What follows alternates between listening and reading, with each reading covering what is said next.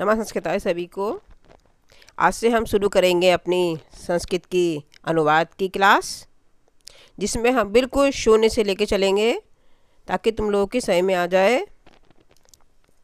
सबसे पहले हम चर्चा करते हैं लकार कितने होते हैं। तो लकार हमारे 10 होते हैं, जिसमें मुख्य लकार हमारे होते हैं 5।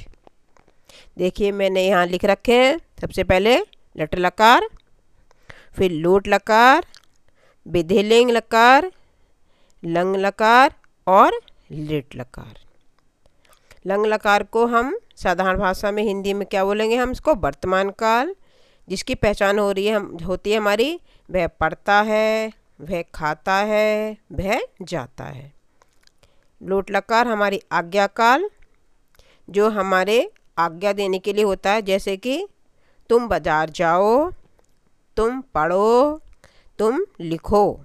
अब हमारी विधिलिंग को हम क्या बोलेंगे, चाहिए अर्थ में आएंगे विधिलिंग हमारा, जैसे उसको बाजार जाना चाहिए, उसको खाना खाना चाहिए, ठीक है, उसको लिखना चाहिए। अब हमारा लंग लकार, जिसको हम भूतकाल बोलते हैं, जैसे कि उसने खाना खाया, ठीक है, खाना खा चुका है, इस तरह से उसने खाना खाया।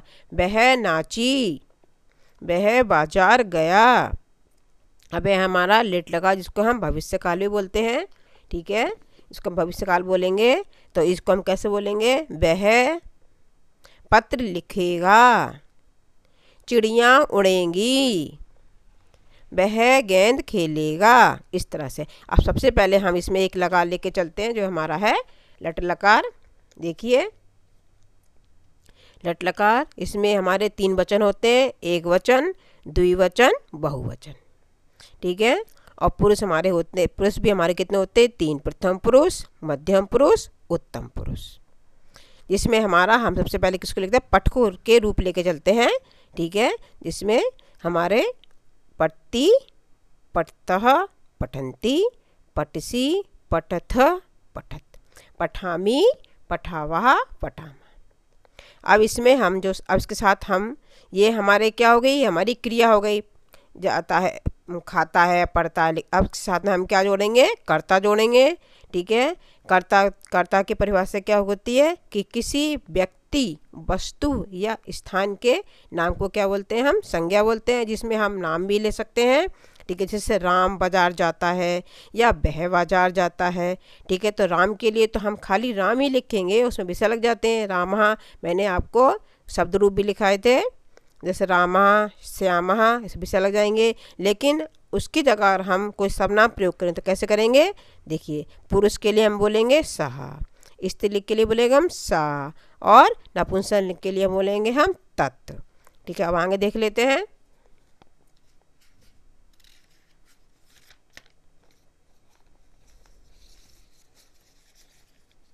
आगे देखिए, आगे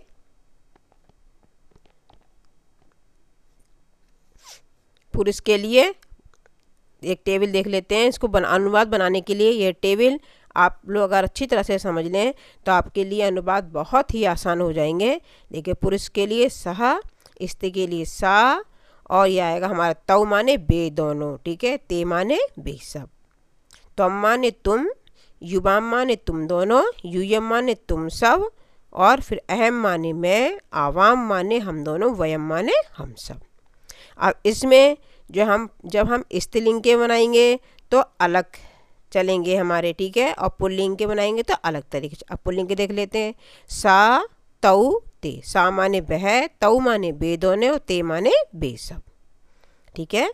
अब देखिए सा माने वह, तौ माने हमारा आ जाएगा बे दोनों, ठीक है, और ते माने बे सब, ठीक है। और फिर इसके बाद देखिए इसी तरह से सा माने वह लड़की के लिए, तौ माने बे दोनों, ते माने बे सब लड़की के लिए। और नपुंसक के लिए हमारा क्या आ जाएगा, नपुंसक के लिए हम आ जाएगा तत्, ते, तानी, ठीक है। अब मैं इसके आपको कल बहुत ही आसान तरीके से अनुवाद सिखाऊंगी। आप लोग मेरी इस वीडियो को एक बार ज़रूर देखिए अगर आपको मेरी वीडियो पसंद आए तो प्लीज़ मुझे सपोर्ट कीजिए, मुझे लाइक और सब्सक्राइब कीजिए, ताकि मैं आपको और आसानी से और अच्छे तरीके से यहाँ भी सिखा रही हूँ और ब्लैकबोर्ड पे भी मैं आपको सिखाऊंगी ताकि आपको अच्छी से समझ में आ सके। नमः संस्कृताय।